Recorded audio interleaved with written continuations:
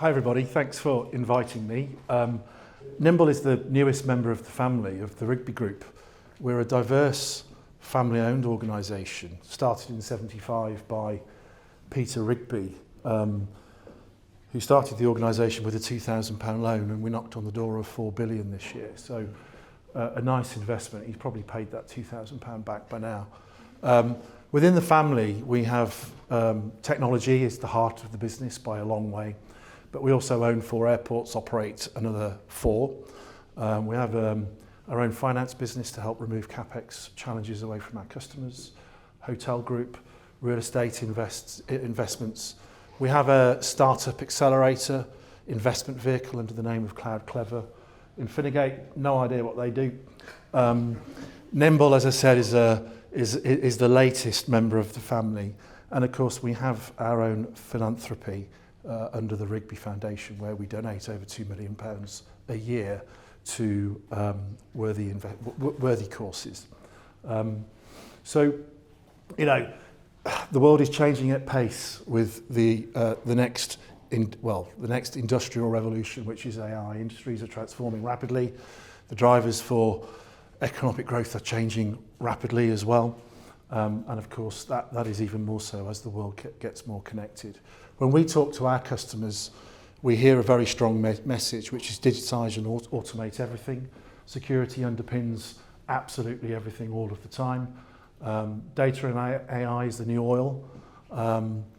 Digital skills, I'll touch on that later, but access to people with the right skills at the right time.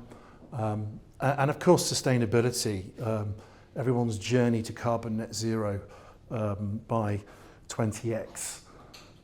My specific role is really to drive innovation, drive new strategies, new services, new products. I'm very cognizant of the audience I'm standing in front of. I'm not of a technical nature, which you'll very clearly get to understand. And do please remember that if you ask me questions later. But really, you know, we start with the customer problem, work backwards, be really agile on the detail, but be very stubborn on the vision, because stuff changes. We're all about bringing new ideas, driving better outcomes for our customers. We've done a whole ton of stuff, but really it's about how can we understand using cutting-edge technology to unlock productivity for UK PLC. We're very invested in the NHS, and principally half of my talk today will give you some insight about how we're unlocking better patient care, better outcomes within the NHS, and I'll also touch on some of our academic pursuits. So we started thinking about how to get really intimate with a customer. What type of customer really needs to unlock productivity using digital technology? And of course, the NHS, you know, if they're going to continue to deliver care affordably at scale, it needs to transform, and digital is a really key enabler of transformation. So what we did was we took an idea to South Warwickshire. South Warwickshire is kind of underpins the Midlands from Nuneaton through to Warwick, Stratford-upon-Avon and out to Wye Valley. And we started off with the idea of, could we bring together an independent technology company, an operational acute hospital and academia, and could we build this ecosystem for innovation? Could we build an operational model between said parties, keep it simple but make it powerful? So this formalised in a digital innovation lab that we built inside the hospital.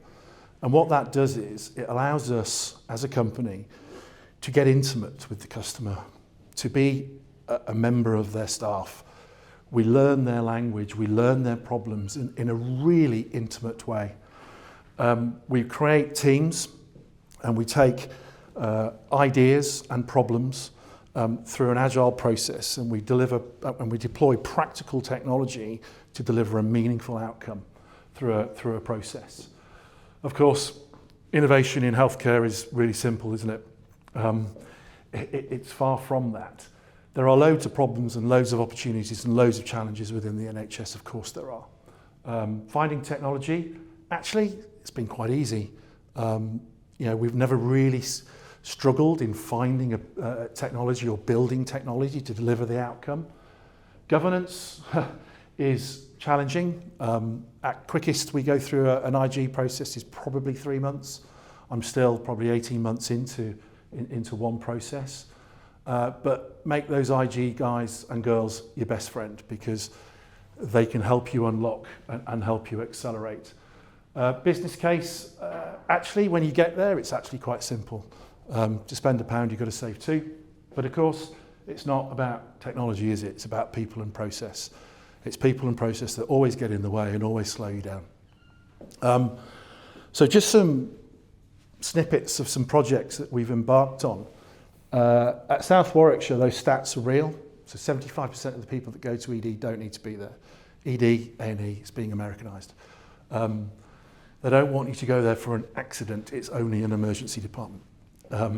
Is the ethos behind that.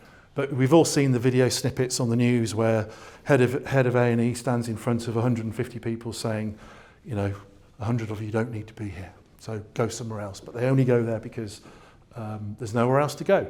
But could we apply digital to understand the persona of the patient, looking at electronic patient record systems, and could we engage the patient further upstream so they don't necessarily have to go to ED? How do you keep people at home longer, healthier, more involved with their families so they don't decline with their health and need the services of the NHS and the wider care system? What we did was we put a bunch of sensors, passive sensors, in frail and elderly people's homes. These sensors are wearable: door, fridge, food, toilet, tap, chair, bed. And about 15,000 data points a day builds a unique digital profile for that person at home.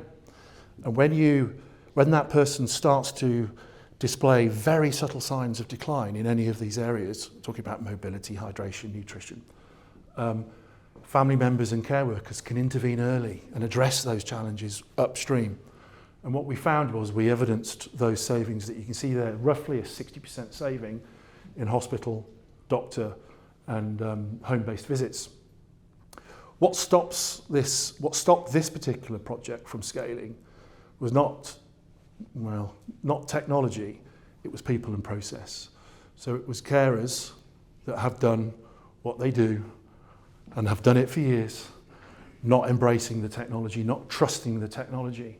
So you can imagine in this scenario, you've got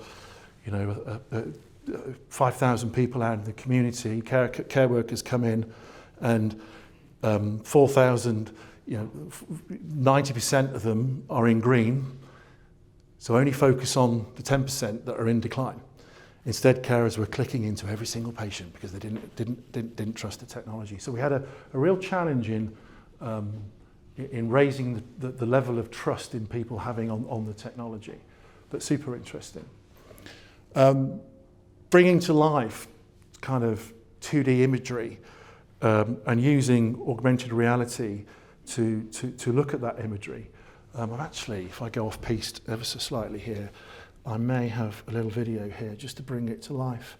So we're ingesting a DICOM image here, which is a 2D image of a set of lungs, and you can, this is a Quest 3, I think it is. So we're ingesting a 2D image where we're rendering that image and we're giving that surgeon a different set of data to make a decision before he goes near that patient to perform an operation. So there you saw me take away the lung mass so we can get to the organs in between. And actually, I nearly brought it with me, I forgot. I ran out of the house today in a rush. You can stick your head in and take a look at what you need to perform, what you potentially might perform an operation on. So really interesting how you can take a 2D image and make it real. And if that's not good enough, we're now in the business of 3D printing from a 2D image. So we render it into a 3D image. We can look at that image via an augmented reality headset. And in this case, Dr. Viola did not have the confidence to perform the operation on this little girl's heart. So we 3D printed the heart so he could see the valve that he was going to perform the operation on. So again, just giving the human being a much more richer set of data so they can make a much more better informed decision. And there is little Pippa looking forward to the rest of her life. So AI, it is the next industrial revolution. And the problems with industrial revolutions is they leave vast quantities of society behind. So we feel as SEC we have a responsibility to reach out to digitally excluded members of our community and help them get on the ladder to employment. When looking around SEC in central Birmingham, and it will be the same in any other city across the region, significant members of our population do not have digital skills. So we built an academy 18 months ago in Birmingham where we reach out within 5 miles and we train people up through level 1, 2 and 3 digital skills. We put 700 people through that academy last year. Everyone gets to keep a laptop, everyone with a 12-month data sim.